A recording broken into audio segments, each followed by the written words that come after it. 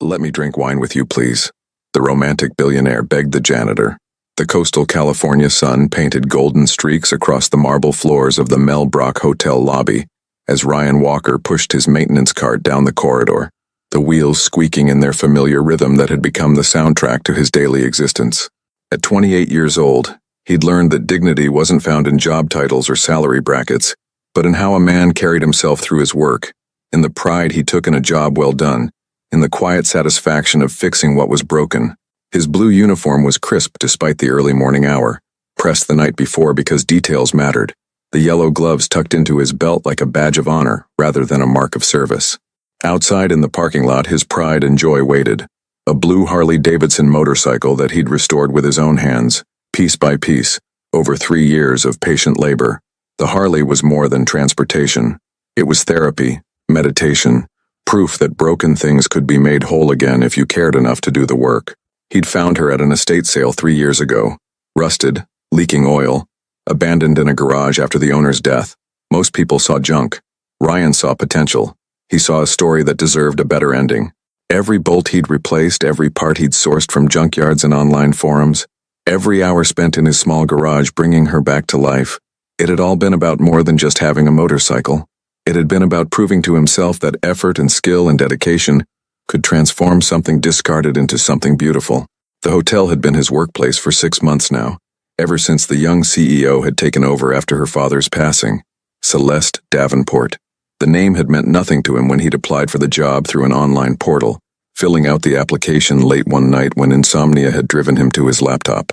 She was just another wealthy person at the top of the pyramid while he worked at the base, another face in a business magazine, another inheritor of fortune that he'd never touch.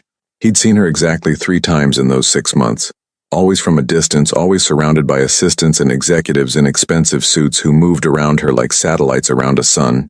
She was beautiful in that untouchable way wealthy people often were, with her blonde hair always perfectly styled into a sleek ponytail or elegant twist, her royal blue blazer that seemed to be her signature garment, worn with an almost defiant consistency, and those blue eyes that never seemed to look at people like him, never seemed to register the existence of the staff who kept her world running smoothly.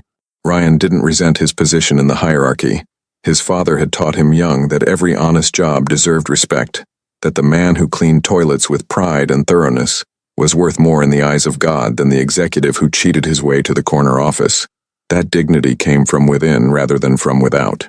Those lessons had carried him through the divorce 3 years ago, through the nights when he'd wondered if he was enough, if he'd ever be enough for anyone, if choosing authenticity over ambition had been the worst mistake of his life. The Harley had saved him during those dark months, not just the motorcycle itself with its chrome and leather and raw power, but the meditation of fixing it, the philosophy of understanding that broken things could be made whole again if you were patient enough, careful enough, loved them enough to see past the damage to the potential underneath. "Ryan," called Marcus, the head of housekeeping, a barrel-chested man in his 50s who'd worked at the hotel for 20 years. "Need you on the top floor. Someone's stuck in the executive suite bathroom, lock malfunction." "On my way," Ryan said, redirecting his cart toward the service elevator. The executive floor was a different world. While the lower levels catered to tourists and business travelers, the top 3 floors housed the hotel's luxury suites and the private residences, including the penthouse where the young CEO lived. Ryan had only been up here twice before, once during his orientation tour and once to fix a refrigerator leak in one of the diplomatic suites. The carpets were thicker here, the art on the walls original pieces instead of prints. Even the air smelled different, expensive perfume and fresh flowers instead of industrial cleaners and continental breakfast. He found the suite in question, used his master key and heard frantic knocking from inside the bathroom. "Hello? I'm maintenance. Going to get you out," he called through the door. "Oh, thank God," came a muffled female voice. "I've been in here for 20 minutes. The door it won't budge." Ryan examined the lock mechanism. "I can see the problem. Give me about 5 minutes. You okay in there? Need water or anything?" "I'm fine, just mortified." This is exactly the kind of thing that happens in terrible comedy movies. He smiled despite himself as he worked, carefully disassembling the lock plate. At least you're not stuck somewhere worse. Could be a closet, or a freight elevator. Always the optimist. Someone has to be. He removed the faulty cylinder. 30 seconds now. True to his word, The door swung open half a minute later. The woman who emerged was around 35, clearly one of the hotel's wealthy guests, wearing an expensive dress and enough jewelry to pay his rent for a year. She was red-faced and flustered, but managed a grateful smile. "You're a lifesaver. I thought I'd have to climb out the window. Fourth-floor window might have made for an interesting rescue," Ryan said, repacking his tools. "I'll put in an order to replace this lock. Shouldn't happen again." She pressed a $50 bill into his hand. "Thank you so much." "Not necessary, ma'am, just doing my job." "I insist." She was already heading for the door. "You've saved my entire afternoon." Ryan pocketed the tip. Refusing would only make her uncomfortable, and radioed Marcus that the situation was handled. He was heading back to the service elevator when he heard it. A voice that made him stop dead in the corridor, his tools suddenly heavy in his hands. "No, Mother, I already explained this.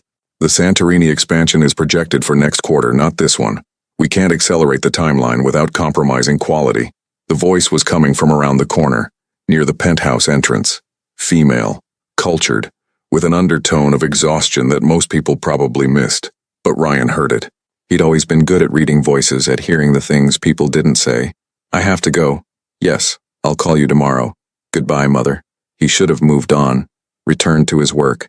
Instead, he found himself glancing around the corner just as Celeste Davenport ended her call and leaned against the wall outside her penthouse door, her eyes closed.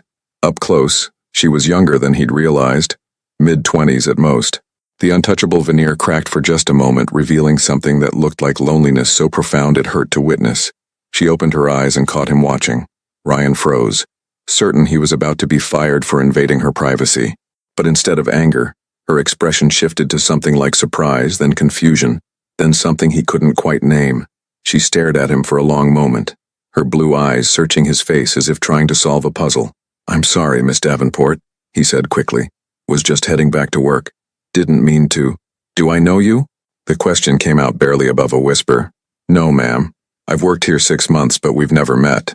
She continued to stare, and Ryan felt increasingly uncomfortable under that intense blue gaze. There was something in her eyes that made his chest tight, a recognition that didn't make sense because they'd never met, never spoken, existed in completely different universes. "I'm sorry," she said finally, shaking her head as if clearing it. You remind me of someone from a long time ago. Happens sometimes." He hefted his toolbox. "I should get back to work." "Wait." She straightened, that CEO posture returning. "What's your name?" "Ryan Walker, ma'am." Something flickered across her face. "Ryan," she repeated softly, then more firmly. "Thank you for your work, Ryan. The hotel is lucky to have someone so dedicated." He nodded and turned to leave, feeling those blue eyes on his back all the way to the elevator. It was only when the doors closed and he was alone that he allowed himself to really think about what had just happened. That look in her eyes, the way she'd said his name, like it meant something, like he meant something. He shook his head. Rich people were strange, probably just bored and making conversation with the help. He had a toilet to fix on the 3rd floor and no time for whatever that had been. But for the rest of his shift, he couldn't shake the image of her leaning against that wall, the loneliness radiating off her like cold from ice. That evening, Ryan worked on his Harley in the small garage behind his apartment building, the space lit by harsh fluorescent tubes that cast sharp shadows across the concrete floor. The motorcycle was his therapy, his meditation, his pride and joy all rolled into one gleaming machine. He'd found her at an auction 3 years ago, rusted, broken, abandoned like so many things people gave up on when the effort seemed too great. The previous owner had died, his widow eager to clear out the garage, and Ryan had seen past the decay to the beauty underneath. Now she gleamed blue under the fluorescent lights, almost fully restored, a testament to patience and skill.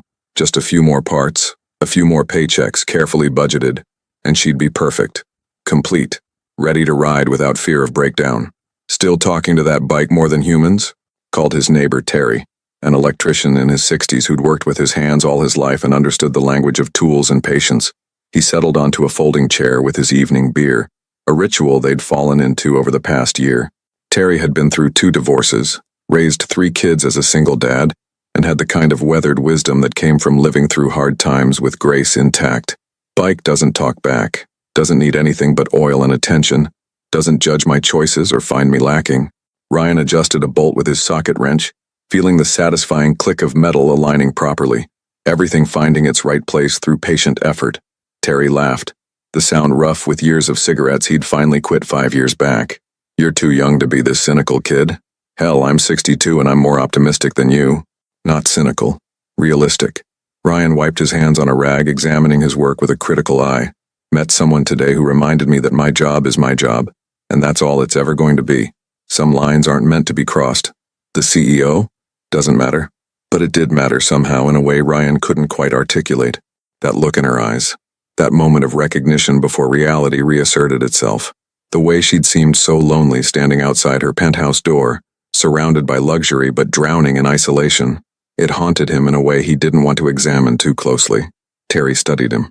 You know what your problem is? Oh, you've got walls so high even you can't see over them anymore. Walls keep you safe. Walls keep you alone. There's a difference. Ryan didn't respond, just focused on his work. The truth was, Terry was right.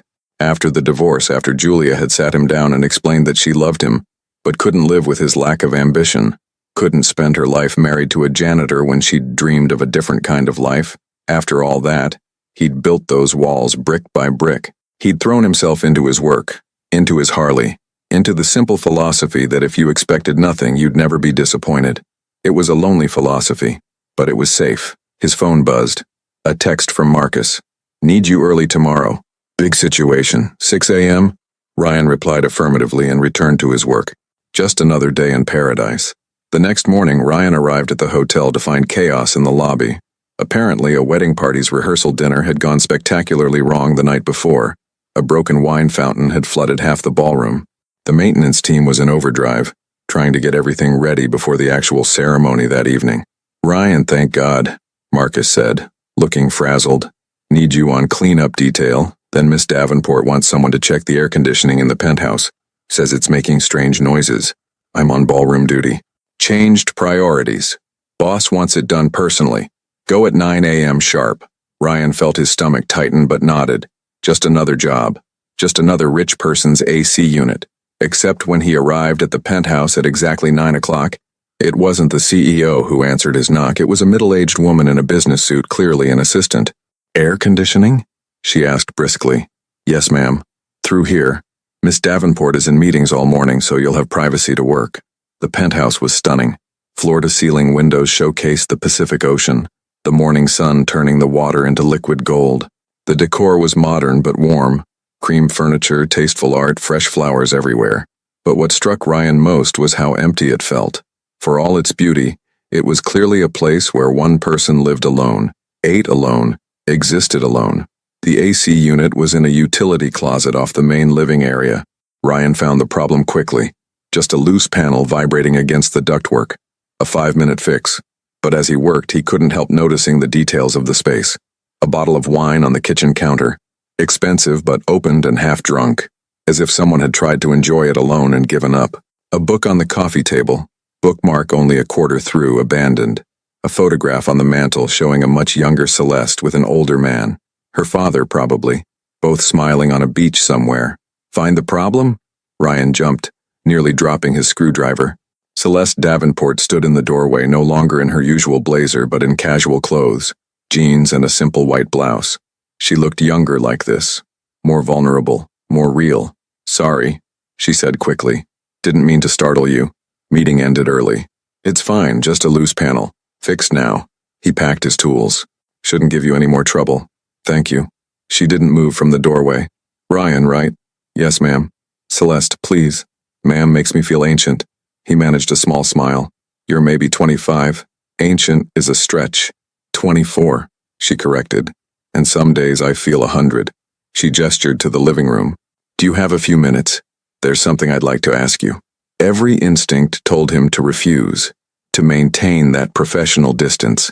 But something in her voice, that loneliness he'd heard yesterday, now even more pronounced, made him follow her into the living room. She gestured to one of the cream-colored chairs, and he sat awkwardly on its edge, toolbox on his lap like a shield.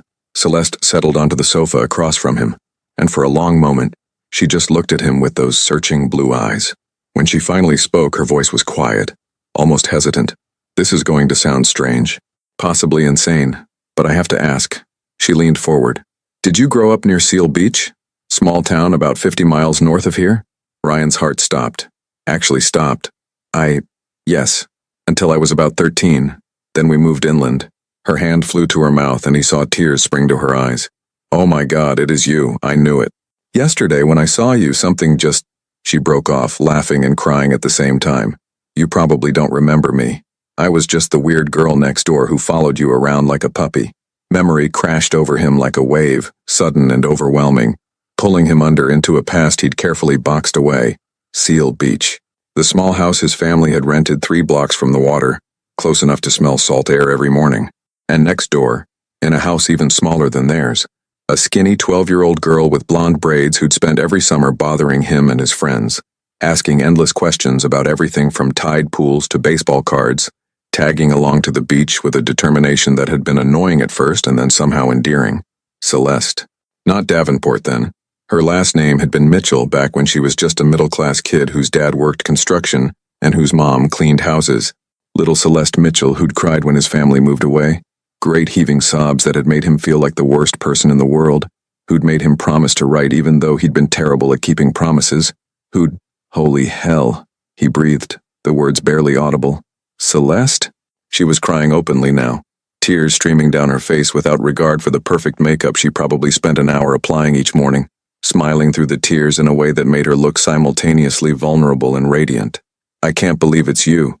I can't believe after all these years, after everything that's happened, after all the ways life has twisted and turned, you're right here, in my hotel, fixing my air conditioning. I thought I'd lost you forever when your family moved. I thought I'd never see you again. Ryan set his toolbox down with shaking hands that he couldn't quite steady. This doesn't make sense. Your name, Davenport. You were Celeste Mitchell, the girl who collected seashells and could identify every type of fish in the tide pools. The girl who beat me at swimming races even though I was 2 years older. The girl who... He broke off, overwhelmed by the flood of memories. My mom remarried when I was 14. Richard Davenport. He adopted me legally, changed my name, gave us a new life. She wiped at her tears with the back of her hand, a gesture so familiar from childhood it made his chest ache. God, Ryan, you look so different.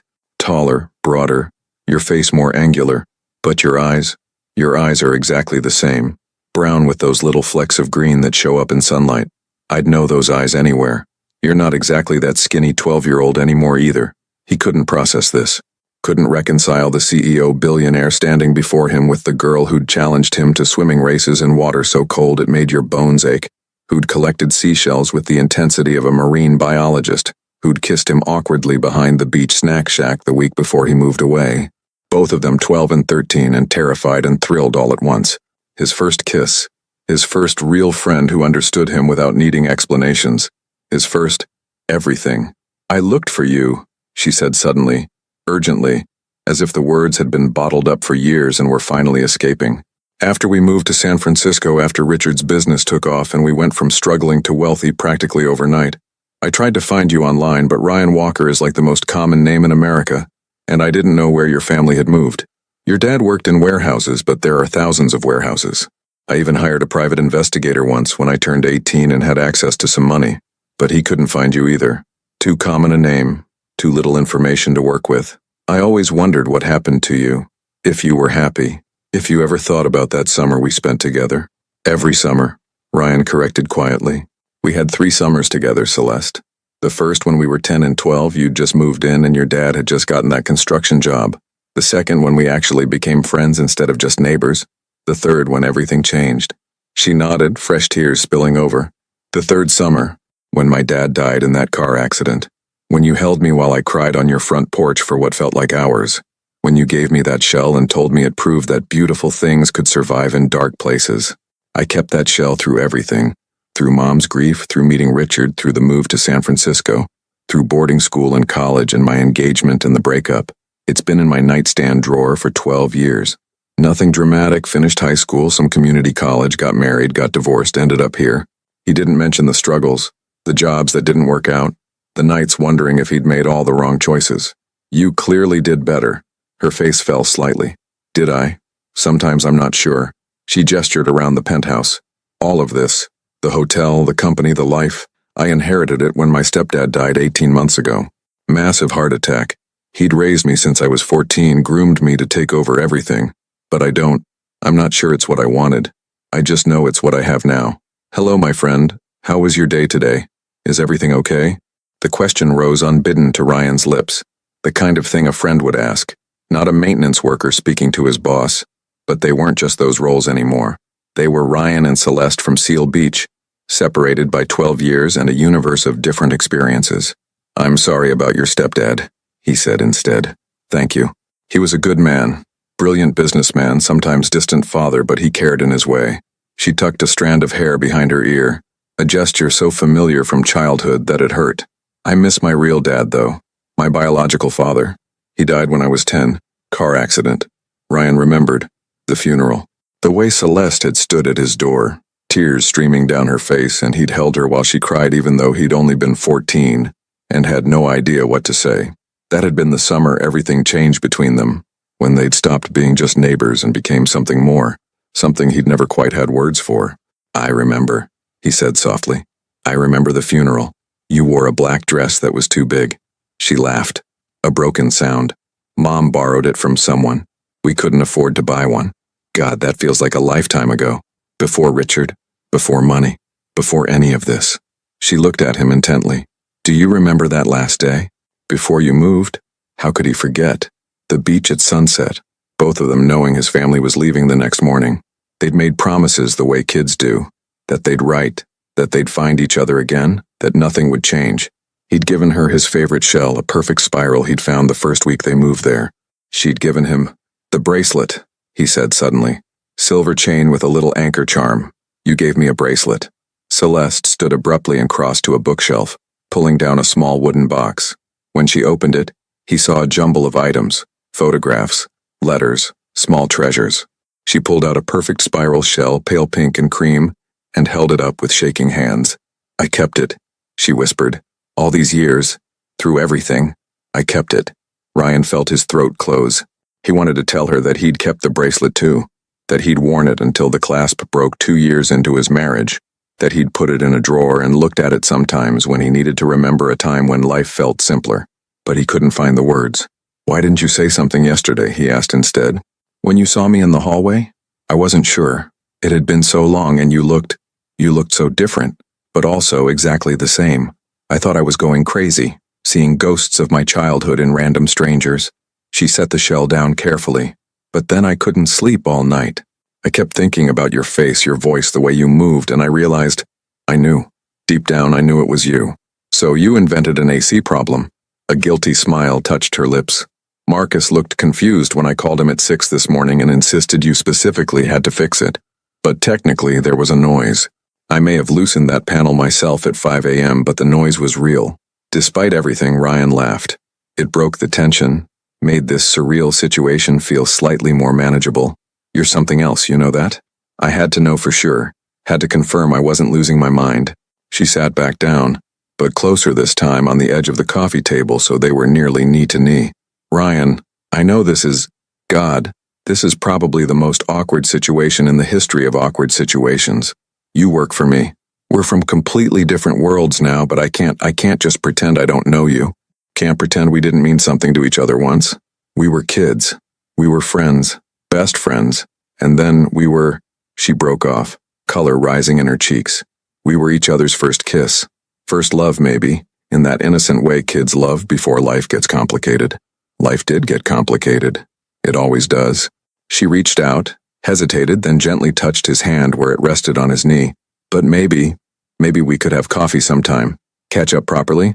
I know you're working and I'm your boss, which makes this ethically questionable at best, but wine, Ryan heard himself say. You said yesterday you wanted to share a glass of wine with me. She froze. You heard that in the hallway? You weren't exactly quiet. Celeste's face went through several emotions. Embarrassment, resignation, then something like courage.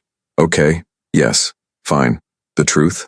I saw you yesterday and felt this pull. Before I even knew who you were. Something about you just, I can't explain it. So I was standing outside my door, thinking about how lonely this penthouse is, how lonely I am, and I thought, what if I just asked that maintenance guy to have wine with me, just to have another human being here for an hour? How pathetic is that? It's not pathetic. Ryan turned his hand over, letting their palms touch. It's human. Her eyes met his, and the connection was so intense it was almost physical. 12 years dissolved like morning fog. They weren't CEO and janitor.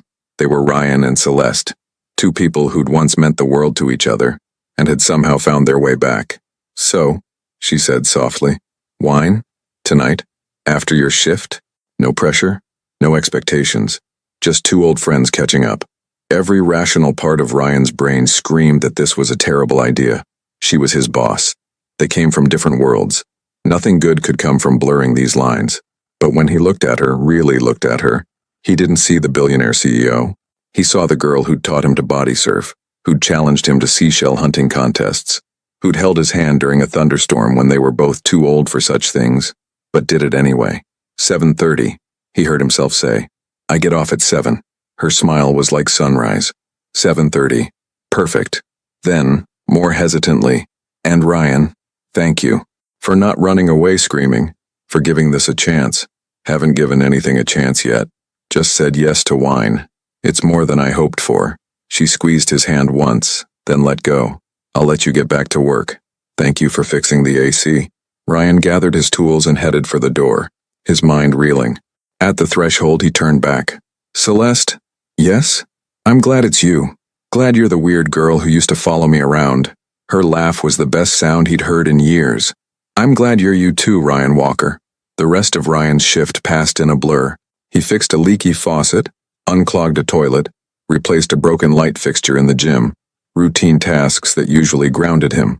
But today his mind was miles away, spinning through memories and questions and an increasingly anxious awareness that he'd agreed to have wine with his boss, who also happened to be his childhood friend, first kiss, and possibly the reason he'd never quite moved on from the past. At 6:45, he clocked out and headed home to shower and change. His apartment was small but clean, a one-bedroom above a dry cleaner that smelled faintly of chemicals and had thin walls. It wasn't much, but it was his. He stood in front of his closet, staring at his limited options. Jeans, and a clean button-down. Too casual. The one suit he owned for funerals and court dates. Too formal. He settled on dark jeans and a gray Henley. Casual but presentable. At 7:15, he stood in front of his bathroom mirror, trying to talk himself out of this. It wasn't too late to cancel, to text that he'd had an emergency, that he couldn't make it, that this whole thing was a mistake. But he didn't cancel. At 7:25, he was on his Harley, roaring down the coastal highway toward the hotel, the wind in his face and his heart pounding like he was 16 again. Celeste paced her penthouse, checking the wine bottles for the 4th time. She'd selected a Pinot Noir from her stepfather's collection. Not too expensive, didn't want to seem like she was showing off, but good enough to be worth sharing. The cheese and crackers she'd arranged looked stupid. Should she have ordered dinner? Was this dinner or just drinks? God, why was this so hard? She'd changed clothes 3 times. The blazer felt too corporate. A dress seemed like trying too hard. She'd finally settled on dark jeans and a soft blue cashmere sweater. Casual but not sloppy. Her hair was down, which she almost never wore anymore. She'd even put on perfume, then washed it off, then put on less. This was ridiculous. She was a CEO. She ran a multi-million-dollar company. She made decisions that affected hundreds of employees and thousands of guests. But the thought of Ryan Walker walking through her door made her feel like she was 12 again, nervous and hopeful, and terrified of saying the wrong thing. The knock came at exactly 7:30. Celeste took a breath, smoothed her sweater, and opened the door. Ryan stood there in jeans and a gray shirt that made his eyes look darker. He'd showered, his hair was still slightly damp, and he smelled like soap and leather, and something uniquely him that made her heart skip. "Hi," she said, her voice coming out smaller than intended. "Hi." He held up a small paper bag. "Brought dessert. There's a bakery near my place. Their chocolate croissants are amazing." Figured, I don't know. Seemed rude to show up empty-handed. The gesture was so sweet, so thoughtful, that Celeste felt tears prick her eyes. When was the last time someone had brought her something just because? "That's perfect. Come in." He stepped inside and she saw him taking in the space, the view, the furniture, the life she'd built or inherited or stumbled into. She waited for judgment, for discomfort, for the usual awkwardness that came when someone from her world intersected with someone from his.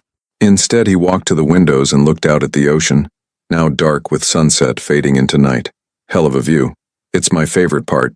Some mornings I just sit here with coffee and watch the sunrise. Alone? The question was gentle, not accusatory, But it hit hard. Always alone. He turned to face her, and the understanding in his eyes was almost too much. I get that. Different circumstances. Same isolation. Celeste poured 2 glasses of wine and handed him one. They stood there for a moment, just looking at each other, and she was struck by how much had changed and how much had stayed exactly the same. "To old friends," Ryan said, raising his glass. "To second chances," Celeste countered. They drank, and the wine was good, smooth and rich with just a hint of cherry. They settled on the sofa, not too close but not distant either, and for a few minutes, neither spoke. The silence wasn't uncomfortable. It was the silence of 2 people who'd once known each other so well that words weren't always necessary. "Tell me about your life," Celeste said finally. "The past 12 years. I know the basics. Married, divorced, ended up here. But tell me the real story." Ryan swirled his wine, considering. "The real story is pretty ordinary. We moved to Riverside after Seal Beach. Dad got a job at a warehouse. I finished high school, did okay but not great. Started community college for engineering, but money got tight, so I dropped out. Worked construction for a while, then met Julia at a friend's party." "Julia? Your ex-wife?" "Yeah. She seemed great at first. Smart, pretty, had plans. We dated for a year, got married, and I thought I was doing okay. Got a job at a maintenance company, steady paycheck, health insurance. But Julia wanted more. A house, not an apartment. Vacations, not staycations. She wanted me to go back to school, get a degree, aim for management. And when I didn't, when I stayed at the job I was good at instead of climbing some ladder I didn't care about, she got frustrated. That's not fair to you. Maybe. Maybe not. She married me thinking I'd change, and I married her thinking she'd accept me as I was. We were both wrong." He took a long drink. "The divorce was actually amicable. No kids, not much property to divide. She remarried within a year, an accountant. They're happy, I think, or at least happier than we were. Merry Christmas to you all. May God protect each of you and your families in this beautiful season of hope and renewal. May your hearts be filled with peace, your homes with joy, and your lives with blessings. This is a wish from your friend at the channel who hopes to bring light and meaningful stories into your day. Remember that every sunrise is a new beginning, every sunset, a moment of gratitude." Now let's return to Ryan and Celeste's story. "And after?" Celeste asked gently. "After was lonely. I threw myself into work, took extra shifts, started restoring the Harley because I needed something to focus on besides the fact that I'd failed at the one thing I thought I'd gotten right." He looked at her directly. "What about you? You said you inherited all this. That doesn't sound like a happy story." Celeste refilled both their glasses. "It's not. Richard, my stepdad, he was good to my mom and me. Gave us stability when we had none. But he was also obsessed with legacy, with building something that would last. He put everything into the business, including me. I was supposed to take over, continue his vision, expand the empire." She paused. "I was engaged once. 3 years ago. Adam Richards. He was from the same social circle, good family, good connections. Everyone said we were perfect together. But you weren't. We weren't anything. He wanted to marry Celeste Davenport, heiress. I wanted to marry someone who loved me, not my bank account. I broke it off 6 months before the wedding. Richard was furious. My mother was devastated. Adam called me a fool." She smiled bitterly. "Maybe I was. Maybe I should have just gone through with it, played the part, lived the life everyone expected. You did the right thing." "Did I? Because most days I feel like I'm living in a cage made of gold. It's beautiful, it's comfortable, but it's still a cage." She gestured around the penthouse. "This place is stunning, but it's empty. The hotel is successful, but it's just a business. I have money, power, respect, and I'm so lonely I sometimes go days without a real conversation." Ryan set his glass down and moved closer. Not too close, still respecting boundaries, but close enough that she could feel his warmth. "That girl who used to follow me around. She was brave, fearless, didn't care what anyone thought. Where'd she go? She grew up, got taught that certain behaviors weren't appropriate for young ladies. Got told that CEOs don't laugh too loud or run on beaches or collect seashells." Celeste felt tears building. "I miss her sometimes. Miss being that free. Maybe you need to find her again. Maybe." She looked at him, really looked at him. "You're still you, though. Older, maybe more guarded, but still that boy who fixed things and made sense of the world through his hands. How'd you manage that?" "I didn't have a choice.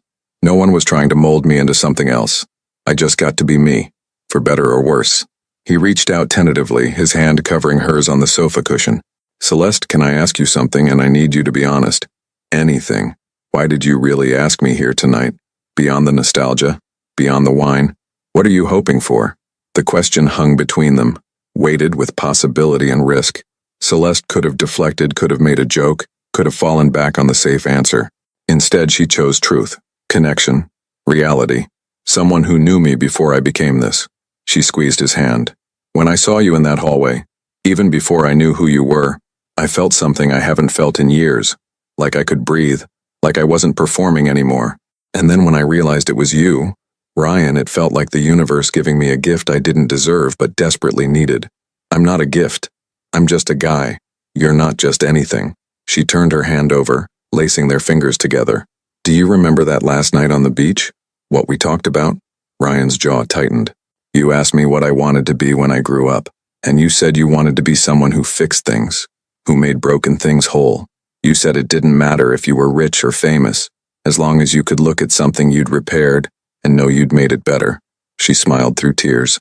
You became exactly who you said you'd be, and you said you wanted to be someone who helped people, who made them happy. Instead, you're sitting in a penthouse running a business that makes money but doesn't make you happy. The words stung because they were true. Celeste pulled her hand back, wiping at her eyes. I know I've become everything I said I didn't want to be, but I don't know how do I walk away from this? From everything Richard built? From the responsibility? I don't have that answer, but I know hiding in this penthouse, drinking wine alone, watching sunrises by yourself, that's not living.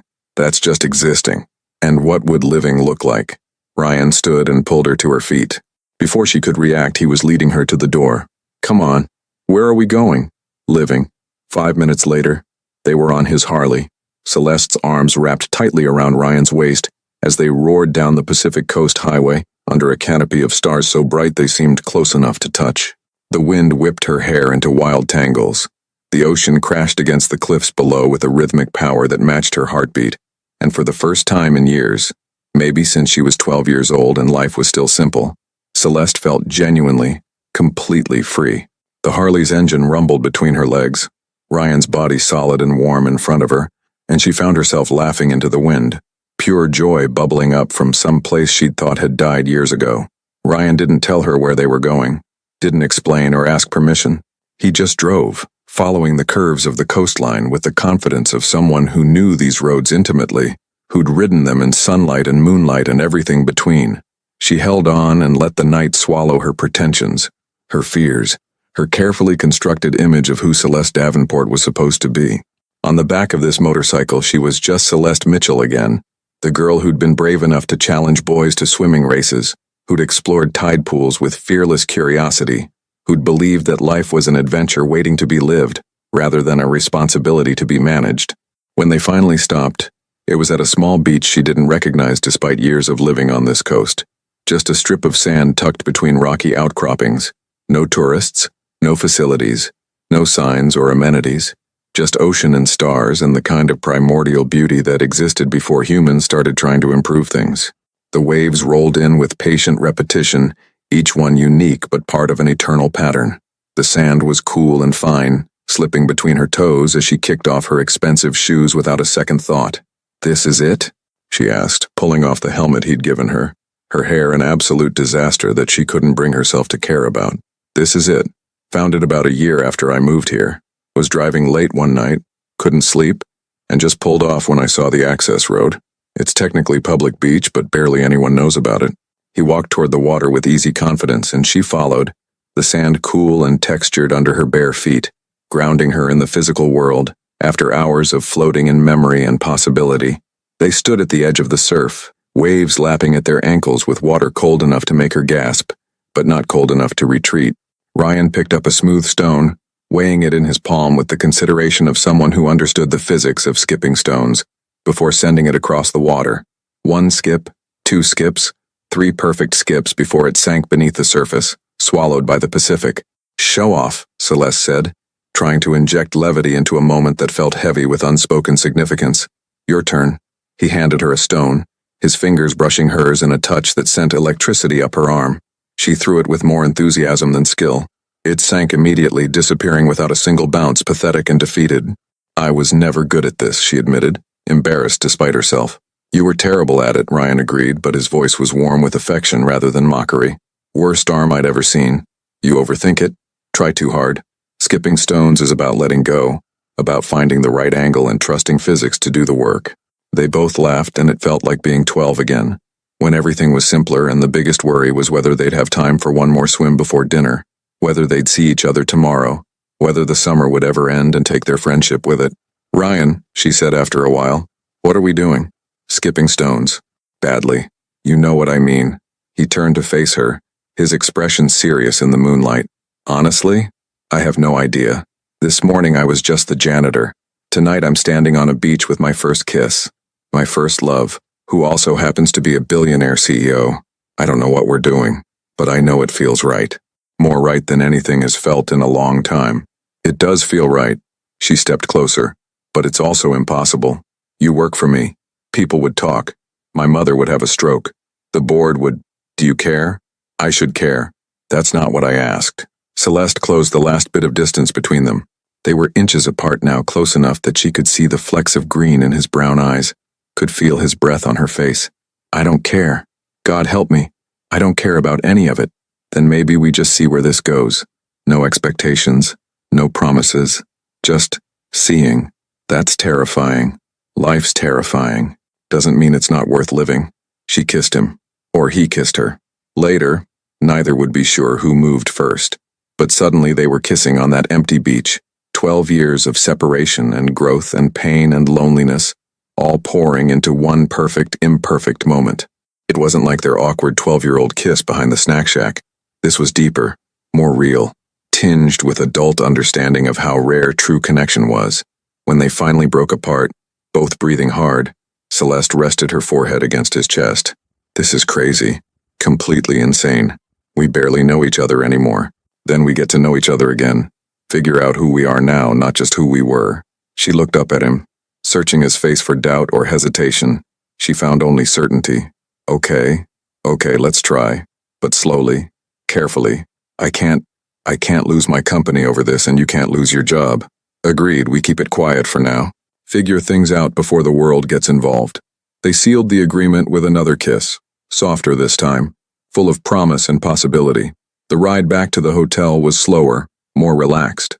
Celeste held on to Ryan, not just for safety, but because she wanted to, because physical contact with another human being felt like medicine for a wound she hadn't known was festering. When they arrived at the hotel's underground parking garage, she reluctantly climbed off the bike. I should go up, she said, before someone sees us. Yeah. He caught her hand. Celeste? No regrets? Not even one. She squeezed his fingers. Thank you for tonight, for reminding me what living feels like. Anytime. He released her hand reluctantly. See you tomorrow? I'll probably see you. You just might not see me watching. He grinned, and it transformed his face. I'll be looking. As she walked toward the elevator, turning back twice to see him still there, still watching. The third time she looked, he was gone, the sound of his Harley fading into the night. In her penthouse, Celeste poured the last of the wine and stood by the windows, watching the ocean. Her lips still tingled from those kisses. Her heart still raced. For the first time in months, maybe years, she felt alive, really truly alive. Her phone buzzed. A text from her mother. Quarterly meeting Tuesday. Don't be late. Reality, waiting to reassert itself. But for tonight, Celeste let herself just be, just exist in the aftermath of possibility. Across town, Ryan parked his Harley and sat in the garage for a long time just thinking. About Celeste. About the girl she'd been and the woman she'd become. About the impossibility of what they were starting, and the inevitability of trying anyway. He pulled out his phone and scrolled to a folder he rarely opened. Old photos from before smartphones. Scanned images from a simpler time. There she was, 12-year-old Celeste with her blonde braids and too big smile, standing next to 14-year-old him on the beach.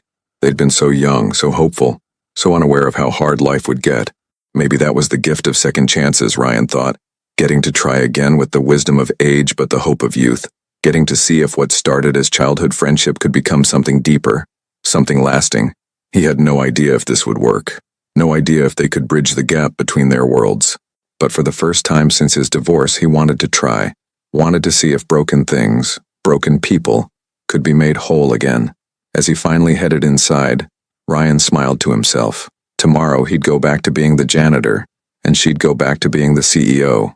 But they'd both know that beneath those roles they were just Ryan and Celeste, two people who'd found each other again against all odds. And maybe, just maybe, that would be enough. The following week passed in stolen moments and careful distance. During work hours, Ryan remained the maintenance man and Celeste the CEO, their interactions limited to professional nods. But after hours they met on that hidden beach, learning each other again, filling in the 12-year gap with stories and confessions and tentative vulnerability. Ryan learned that Celeste hated board meetings, still collected seashells and played piano beautifully, but never performed because her stepfather had critiqued her until music became obligation. She learned that Ryan wrote poetry he never shared, visited his father's grave every Sunday, and that the divorce had left him believing he wasn't enough. They were careful, but careful could only last so long. Marcus noticed first. "You've been smiling lately," he commented one afternoon. "Something good happen?" Ryan kept his expression neutral, just enjoying the work. "Whatever's making you happy, I'm glad. Nice to see you lighter." But the lightness came with complications. Celeste's mother arrived for a surprise inspection, bringing criticism and disapproval of everything from the lobby to Celeste's management style. "Darling, you're 24 and running a multi-million-dollar operation," Patricia Davenport said over lunch. "You need to think about your image, your legacy. Richard left you everything because he believed in you. Don't disappoint him." Ryan, replacing a light fixture nearby, heard every word, saw Celeste retreat into that CEO armor. "I'm doing my best, Mother. Your best should include finding a suitable partner from our circle." Adam called. "He's willing to overlook your indiscretion." "I don't want Adam back." "What you want and what's practical are often different, Celeste." That evening, Ryan found Celeste on the balcony, staring at the ocean with red-rimmed eyes. He stood beside her until she leaned into him. "She's not wrong," Celeste whispered, "about this being impractical and foolish." "Stop." Ryan turned her to face him. "Your mother is wrong about what matters. Look at us. You fix toilets. I run board meetings. How does this work? It works because we choose it. Because what we have is real, and real is rare." But reality had other plans. 3 days later, a photograph appeared online. Hotel heiress spotted with mystery man. The image showed Celeste on Ryan's Harley, arms around his waist, both laughing.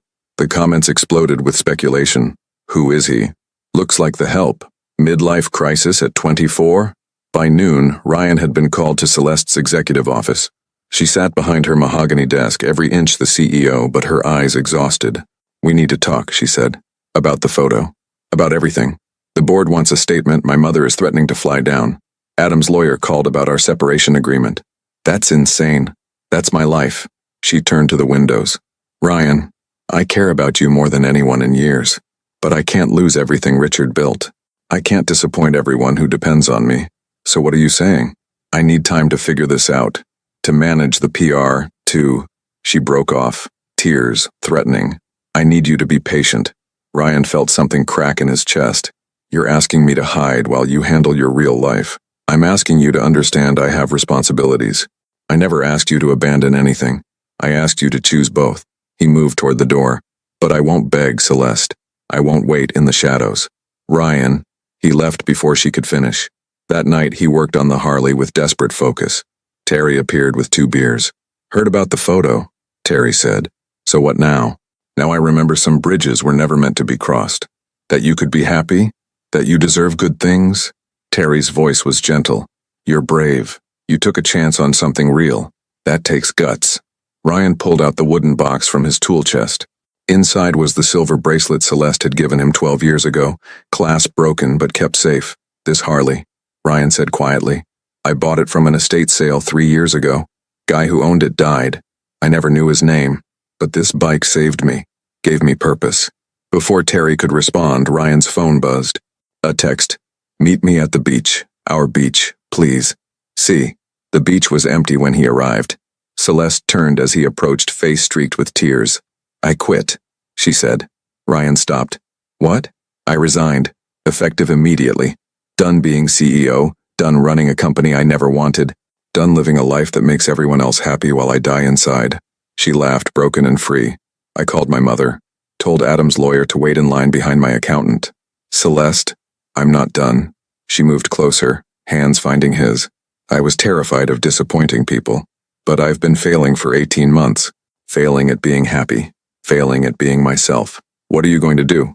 I have no idea. Isn't that terrifying? And wonderful? She was crying and laughing. I have money from Richard.